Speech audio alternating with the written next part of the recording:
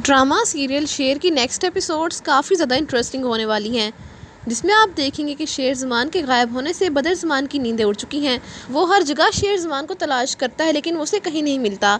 तो वो हार मानकर घर आ जाता है। तो तहमीना बेगम पूछती है कि मेरे बेटे को कौन लेगा, कुछ नहीं पता, मुझे मेरा बेटा वापस चाहिए हर सूरत में, और जब तक मेरा बेटा मुझे नहीं मिल जाता मैं तुम सब पे शक करती रहूँगी। सब घर वालों को ये कहकर तहमीना बेगम अपने कमरे में चली जाती है। ये देखकर बदर ज़मान लाचार नज़रों से नईमा बेगम को देखकर कहता है कि देखिए भाभी, अभी नहीं लगता है कि हम ऐसी घटिया हरकत कर सकते हैं। ये तो आप पर भी शक कर रही हैं। तो नईमा बेगम कहती है कि उसका बेटा गायब हुआ है, शोर करना तो बनता है उसका, वो बहुत परेशान है। दूसरी तरफ आप देखेंगे कि फोर्स वाले अभी तक पैसे लेकर मलिक शुजात के घर से चले जाते हैं, लेकिन इन लोगों को अंदाज़ा है कि रईस फैमिली इतनी आसानी से खामोश नहीं होगी।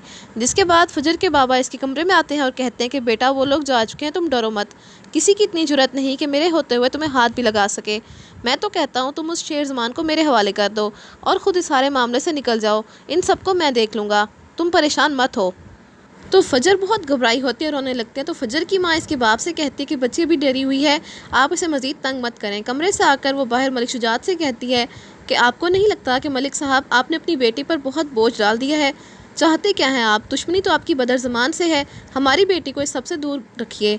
तो मलिक शुजात इन्हें खामोश करवा देता है और कहता है कि बस इसके आगे कुछ मत कहना, मैं बदर ज़मान को ये दिखाना चाहता हूँ कि इसके लिए सिर्फ मेरी बेटी ही काफ़ी है।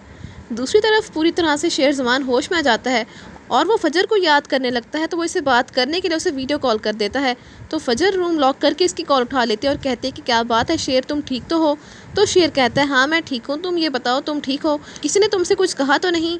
तो फजर कहती है हाँ मैं बिल्कुल ठीक हूँ, तुम फिक्र मत करो, किसी ने मुझसे कुछ नहीं कहा।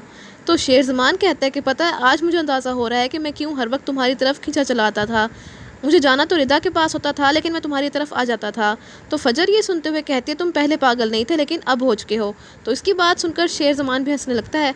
फजर उसे समझाती है कि अपना ख्याल रखना, मेरा फ़ोन कुछ दिनों के लिए बंद रहेगा, मैं तुमसे बात नहीं कर पाऊँगी, वरना ये सब तुम्हारे बारे में जान जाएंगे। तो ये सुनकर शेर ज़मान घबरा जाता है और कहता है कि अगर मुझे तुम्हारी याद आई तो मैं क्या करूँगा? तो फजर इसकी बात सुनकर कहती है कि तुम्हें मेरी याद क्यों आएगी? तो शेर इससे सवाल करता है कि क्या तुम्हें मेरी याद नहीं आएगी?